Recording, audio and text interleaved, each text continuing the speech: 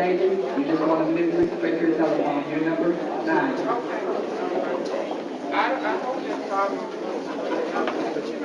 Several months ago, all of the speech kind of inspired me to try to get him down this way.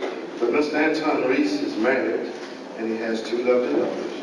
He was born and raised in Barbados, but now he makes Paducah, Kentucky his home. Anton is an honors graduate in broadcasting news and has a master's degree in counseling from Eastern Kentucky University. In addition to the 24 hours above his master's from Mary State University, Anton has a legacy of first.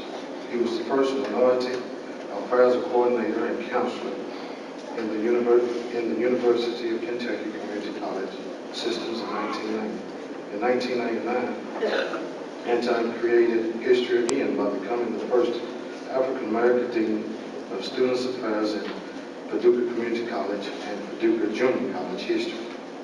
He is one of the youngest administrators in the state and the only African-American male dean in the Kentucky State Community College and Technologies colleges. He has coordinated key projects for the community youth and adults, including PAACE, Rites of Passage, Minority Leadership Conference, discussion forums, Black History Month activities, and community-based cultural initiatives. And he has received many awards. So, at this time, let us relax and turn down the thermostat as Anton Reese will warm things up. Let's give him a great Dyersburg welcome.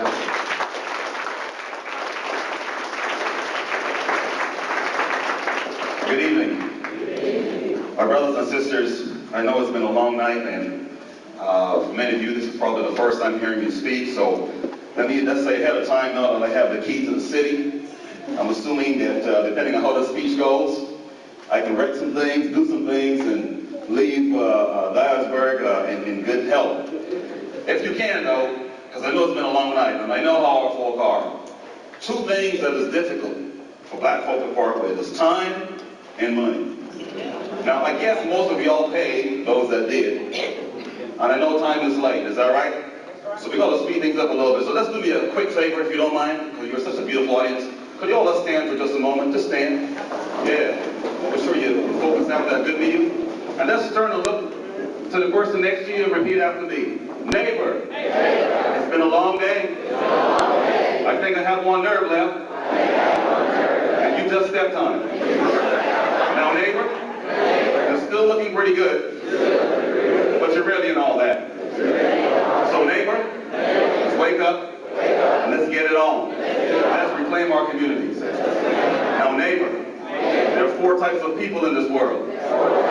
Those who watch things happen, those who let things happen, those who ask what happened, and those who make things happen. Let's make things happen. Give them a high five and have a seat.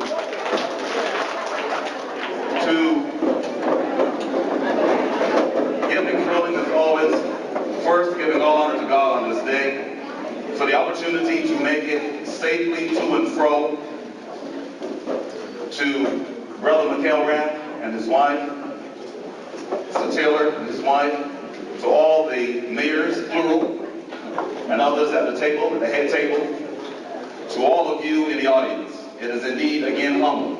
It's a very humbling thought when one is asked to speak at such an important occasion. 29 years is a long time for any program, and with such a powerful theme as reclaiming our communities. And in this day and age, if there is such a thing as reclaiming our community, it's the prime need of the hour. So again, to Brother Darrell, I just want to thank you again for having the confidence in me. Depending on how the speech goes, you'll have more confidence in me. And once again, to any of you that I'm going to miss, just thank you. You have a very powerful theme here tonight. It says reclaiming our communities.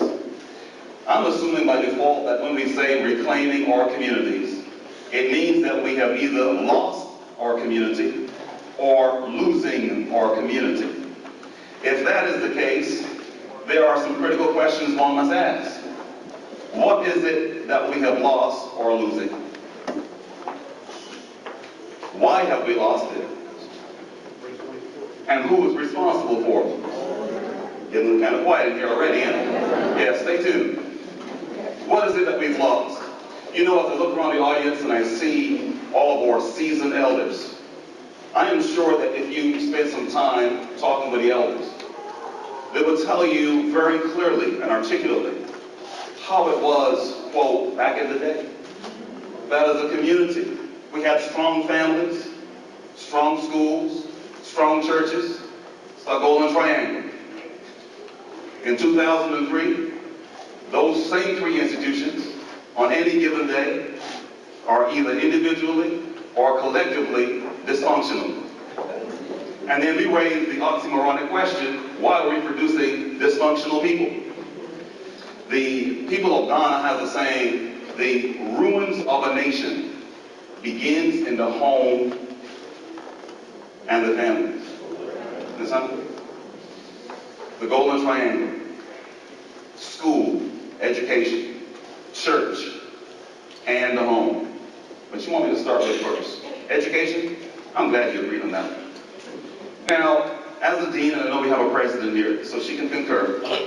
You know, as dean of students at a community and technical college, over 6,000 students, on any given day, you just don't know what's going to happen. You look at students and you can slice them almost pretty neatly now in two groups. There are those students that submit the application forms on time, financial aid, are on time to class, courteous, would even say thank you now and again. And then there are those other students.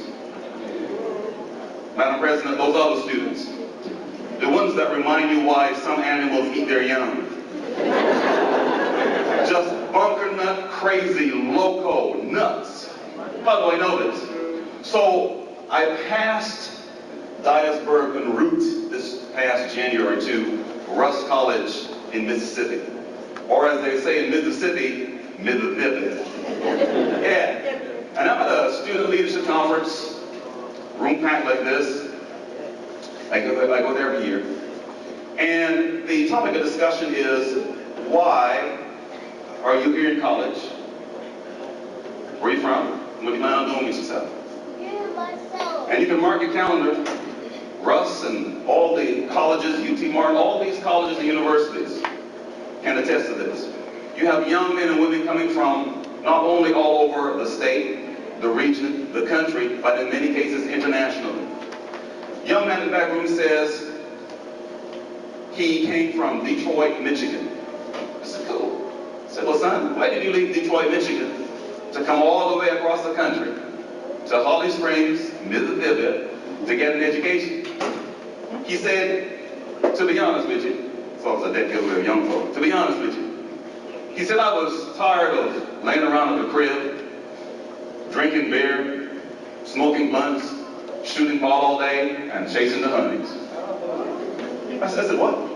He said, I was tired of laying around, drinking beer, smoking blunts, shooting ball all day, and chasing the honeys. All right. Well, how's your freshman year going at Russ? He says, well, I'm flunking everything. I said, why are you flunking everything? I said, I didn't go to class. I didn't go to class. Well, why didn't you go to class? I was in my dorm room, laying around, drinking beer, smoking blunts, shooting ball all day, and chasing the honey. So wait a minute. Isn't that a reason why you left Detroit? You know, he physically left the crib, but mentally, what did he do? He left it behind there, didn't he? My interpretation in 2003, what he did was he brought the crib mentality with him. I think I said something. Because you know, it's possible to leave Dyersburg High School, community college, and to go up the street or across the country physically, but mentally be still behind. Because many of us come into 2003 with a backdoor mentality. Key to the city. That one first. Get that one first. That's the first one in one.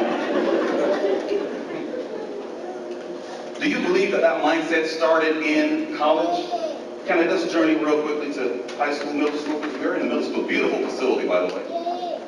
You know, in middle school and high school, you put me in a room of 100 students, especially with his young brothers. and you ask them, what is it you want to do when you grow up? Three things always comes up like magic. So good, no, I just write them on the board and cover it, and as I say it, I pull it off. Right? Football, basketball, NBA, rap music. Am I in the ballpark somewhere? And for some, however you can make some quick money. Hmm? From Colorado to DC, hundreds. And I try to get into the mindset of young brothers. Why is that? Most of them will tell me, well, as far as school is concerned, it's very boring. And most of them don't like to read, especially big books, because brothers and sisters like small books with lots of pictures in them. Yeah. Some high school students, college students, and grown students cannot complete a sentence without saying, you know what I'm saying, because they don't know what they're saying. Some young folk, because of lack of vocabulary, use MF as a noun, verb, and an adjective. The only principle in English they ever learned. Some of our young folk, high school, college,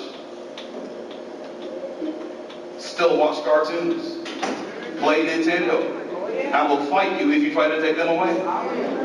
Not in Dyersburg, but in other surrounding counties. Gone plumb loco. When was the last time you assembled a group of 100 middle school or high school students, particularly of color, and you see a young man shoots his hand in the air and says, my goal is to be the superintendent of schools. Not only name the profession, but take it to another level. I would like to be chief neurosurgeon at the medical center. I would like to be mayor of Dyersburg. There's been quiet on me. Here's your key bag.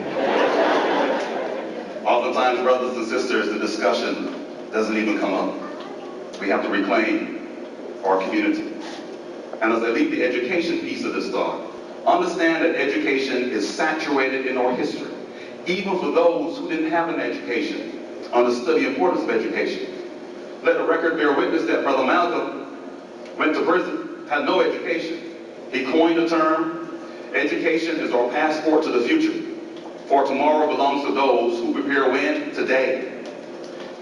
Mary McLeod Bethune in Bethune-Cookman College in Daytona, Florida, on her last will and testament, she used mere change and built a school on a garbage dump. Said on her last will and testament, education is the prime need of the hour. Even W.E. Du Bois said that there was two things that messed up Negroes, Harvard and bad whiskey. Forgot to mention he had a degree from Harvard.